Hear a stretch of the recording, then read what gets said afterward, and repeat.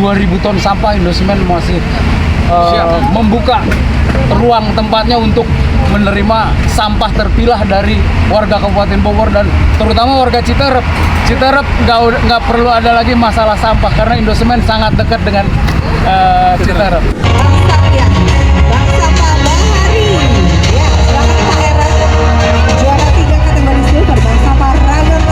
Indosemen, perusahaan terkemuka di industri semen Indonesia, kembali mengadakan acara bergengsi Bank Sampah Award keempat di Harmony Corner, Citerep, Kamis, 12 Desember 2024.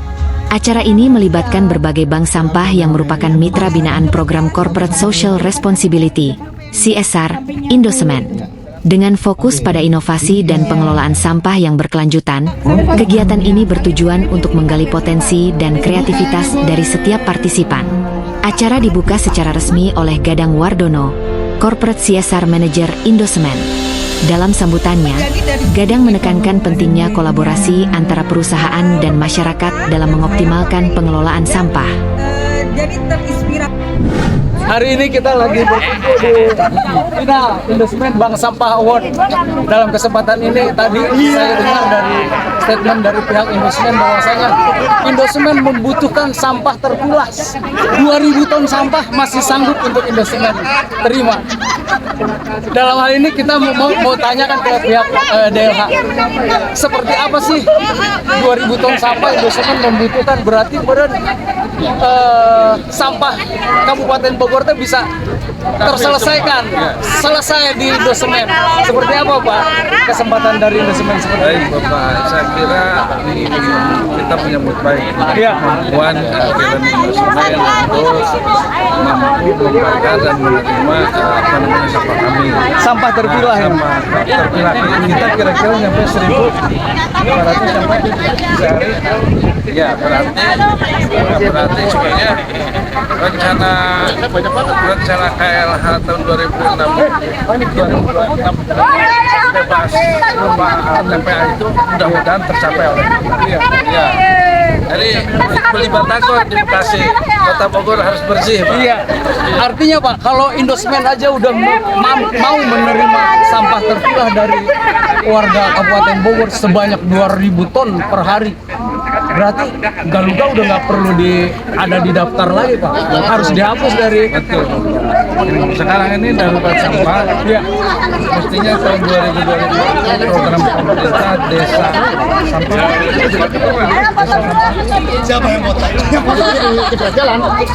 Desa Merdeka Sampah. Iya, Merdeka Sampah. Program pengelolaan sampah selesai di desa. Siap. Upaya dari pemerintah Kabupaten Bogor dalam rangka mengatasi permasalahan sampah. Karena memang selama ini banyak sekali masyarakat itu masih memandang sampah sebagai barang yang tidak berguna atau tidak dapat dimanfaatkan. Mereka masih dengan pendekatan akhir dikumpulkan, diangkut, dibuang ke TPA.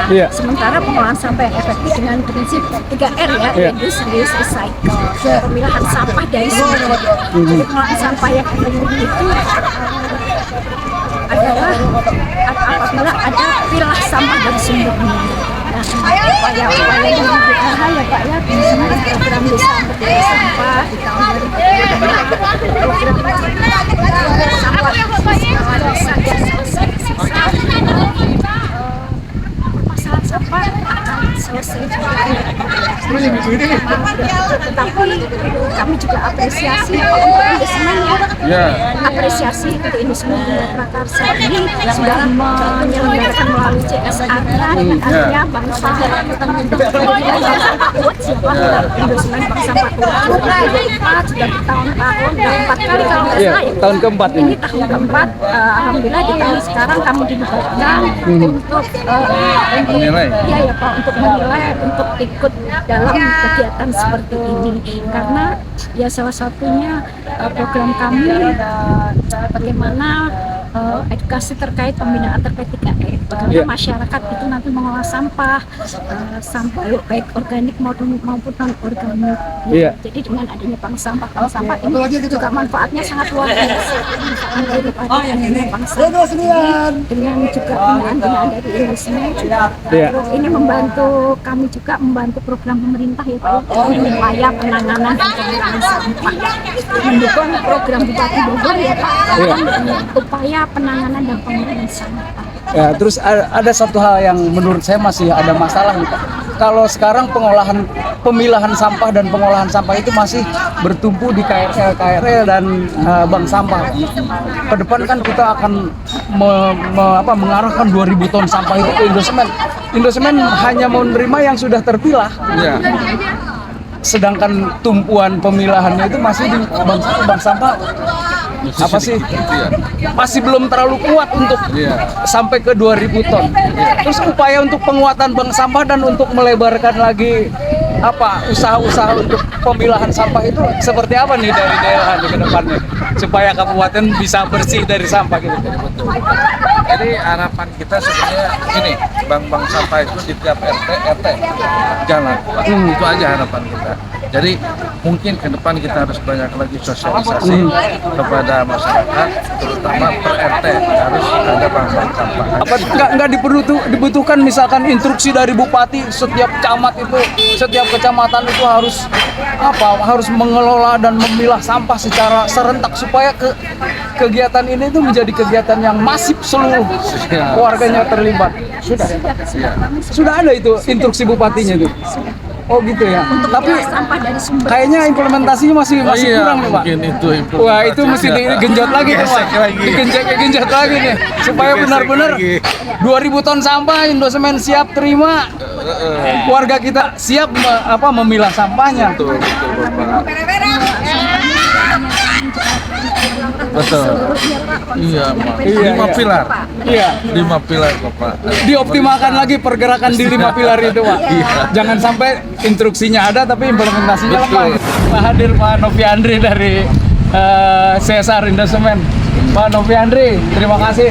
Kita udah dikasih kesempatan ngobrol-ngobrol di sini. Sekarang